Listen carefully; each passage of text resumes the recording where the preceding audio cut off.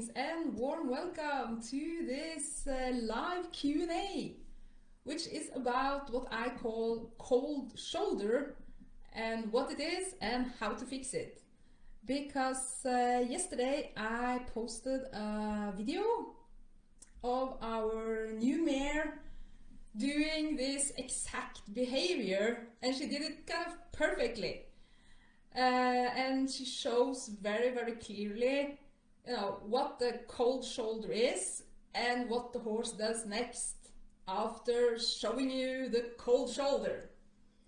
And just as a recap for those who didn't see the video, or maybe those who didn't notice what she was doing, I have a horse here, plastic horse with a cold shoulder, and I also have Bob the horse trainer. So I can show you how a horse who is turning you the cold shoulder approaches you, and later on I will talk about how we can fix it. But anyhow, let's see, everything turns kind of upside down here. Yeah, so Bob is there, he's standing here, and this is his horse approaching him. And you notice where the horse has the eyes away from Bob. And notice how the horse has the shoulder towards him, like this. And the horse stops by Bob, and Bob is so happy that his horse came to see him. So he's like, oh, my horse loves me and I want to pet my horse. So he's kind of petting his horse here, while the horse is looking away and turning the shoulder towards him. And then horse goes like, okay, Bob is very good at giving me butt scratches. So the horse keeps on walking, and the horse will always walk towards where they have their ears and their eyes. So since the horse is looking away, the horse will continue to walk away and eventually put the hind end towards Bob. And Bob is like, oh my God, I can connect with my horse. He's itching on the butt. Let's scratch my horse, because my horse loves me, and this is how we connect with horses. And Bob stops scratching the horse, and the horse stops kicking and switching the tail and such. And Bob like, okay, this means I will scratch him some more because this is so fun. And the horse is done and walks away. So that is typically a cold shoulder. The butt scratching part I actually didn't know of until yesterday, because in the comments field there were a whole lot of people like, she wants her butt scratched. This is what my horse do when my horse wants me to scratch her butt. And I'm like, are people like seriously teaching their horses to do this? I was kind of amazed, but yeah, it is a thing. And I think especially people might do this with kind of small foals, because they are very cute.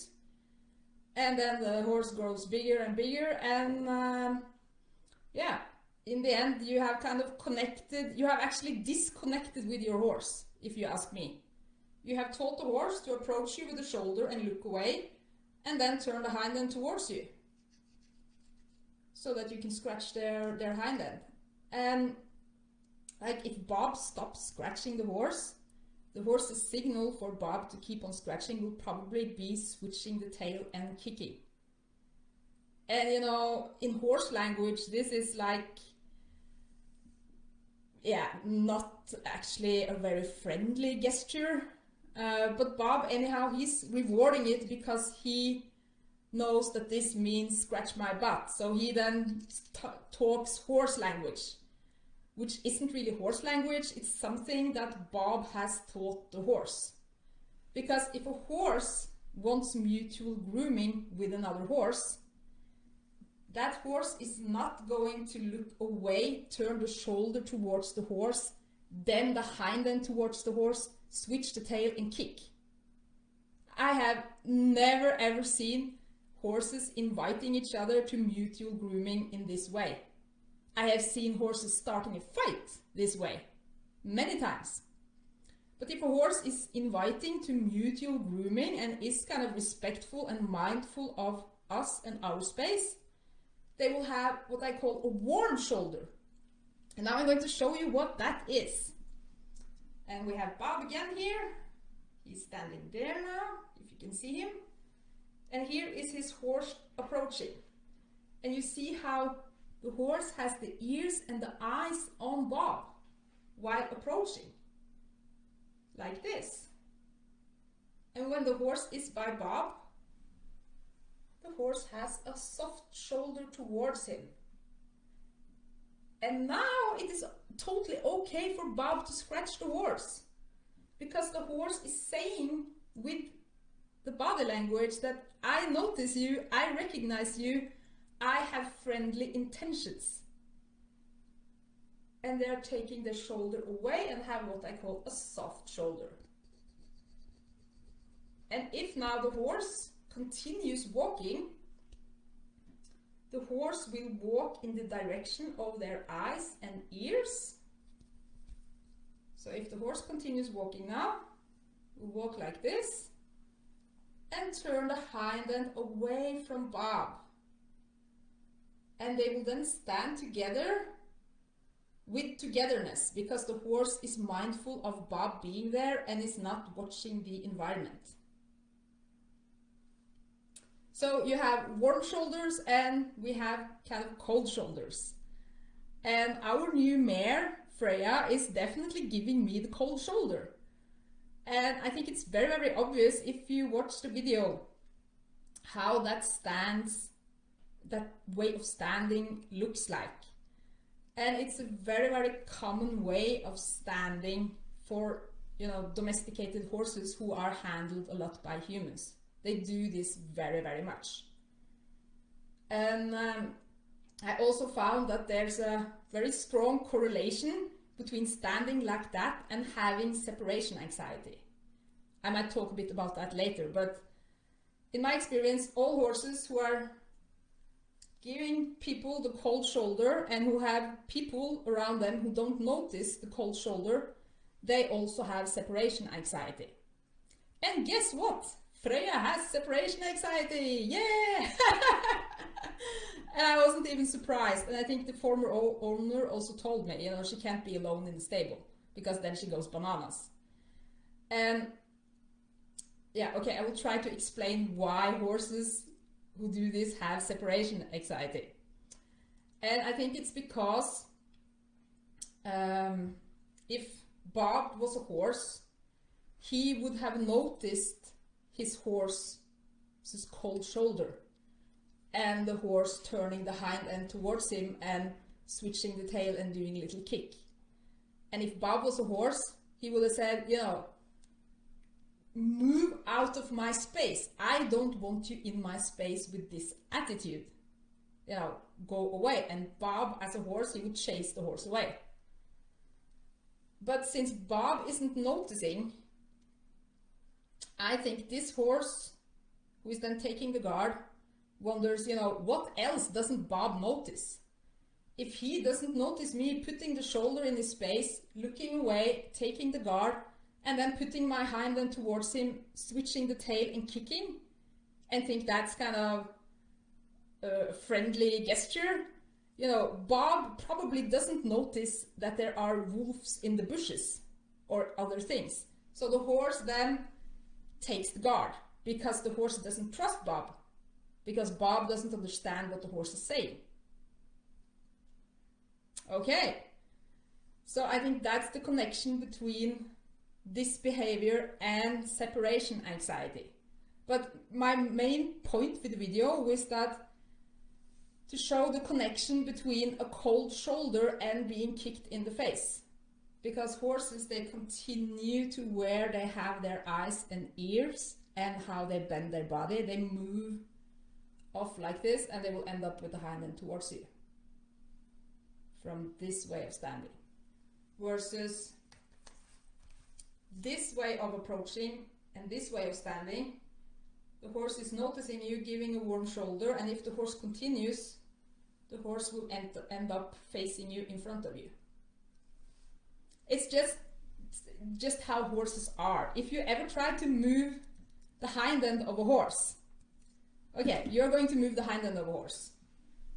You make sure the horse is bent to the left before moving the hind end to the right. You can't have a horse bending like this and moving the hind end, you know, against the bend and the banana. You know, you can't bend the horse to the left and have the hind end turning the opposite way. It's just physics. That's just how horses are. So that was my main point with the video. And I think by noticing this and fixing this, we are kind of fixing our relationship with the horse, and we are also fixing actually separation anxiety. Because Freya has a cold shoulder and she also has separation anxiety. And what kind of gave me this idea today was that she's calm and fine when she has a horse next to her in the stable, and that horse is Glanny. It's Olav's horse, it's our old children's horse, and he's a real bastard, to put it kind of frankly, with other horses who don't follow the rules. And he vigorously chases them and bites, and he goes kind of bananas. And every time Glanny sees her approaching with this shoulder thing and looking away, he chases her from the other side of the paddock. He just sees her and he just runs to the fence, and she was like, oh my god, and she goes away. So he owns the whole fence now and is chasing her away because he notices her body language at a 50 meters distance, you know. And he's not chasing all horses. I know, like, we got another rescue, I think about a year ago, who was an Icelandic horse brought up in a herd, you know, who had she was a bit anxious, but she wasn't pushy. She just glided straight into the herd.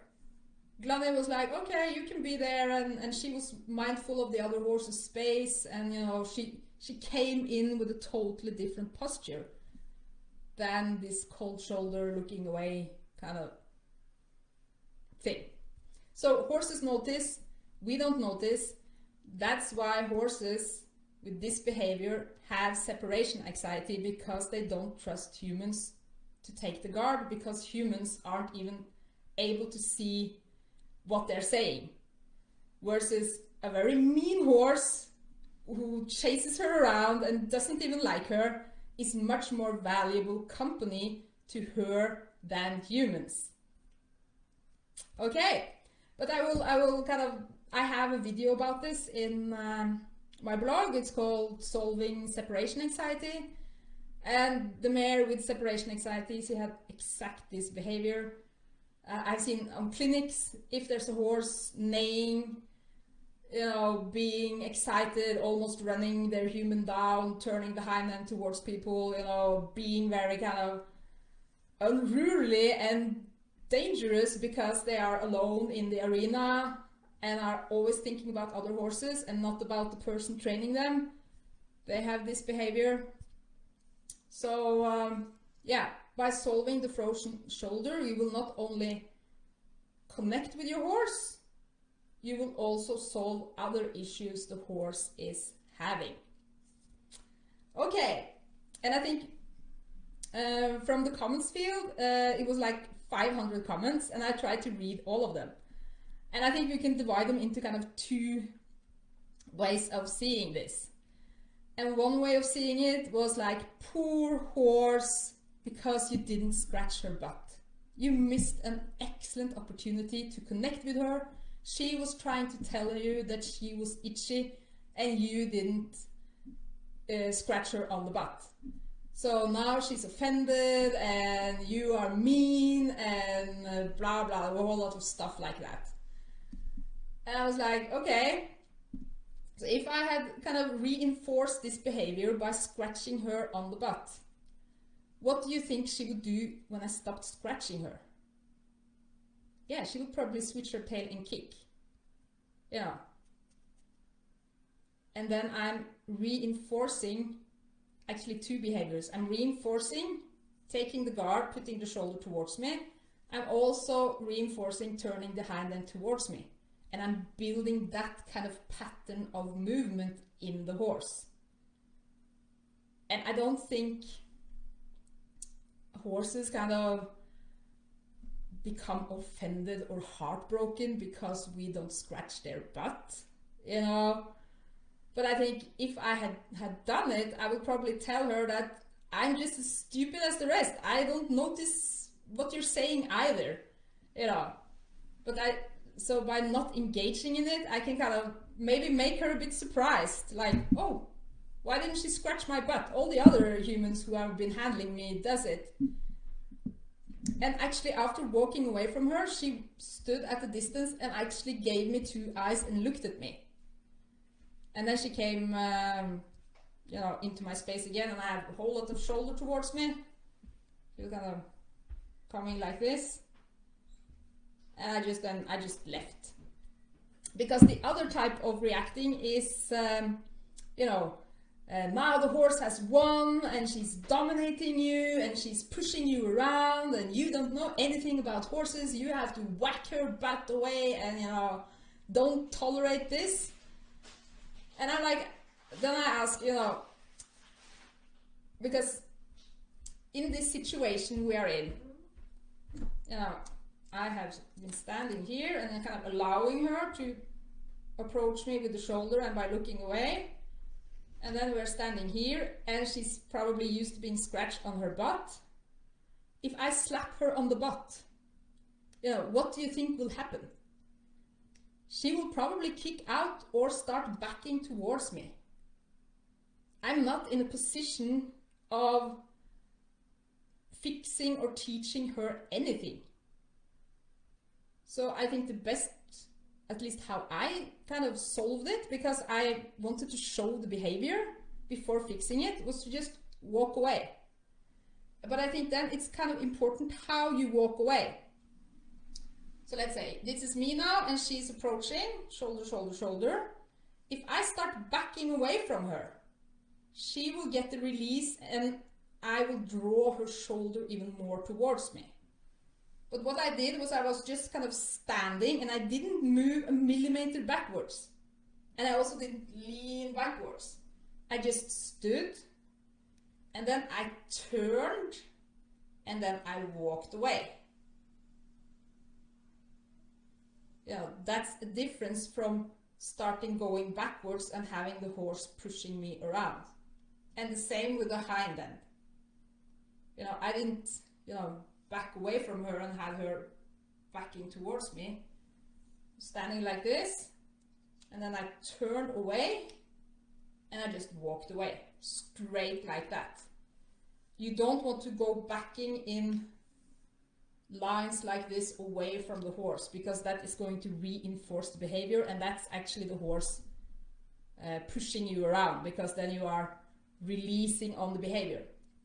At least what I tried to do with my body language was kind of stand and not move a millimeter, turn and just walk away. And I also think it's quite important that you don't become upset. So I wasn't really thinking about anything. I wasn't thinking about petting her or if she was disrespectful or not. I was kind of just, you know, I was just neutral. I was just wondered what she would do. And I was kind of grateful for her showing me what she was doing in a very clear and very calm way. So it wasn't really dangerous.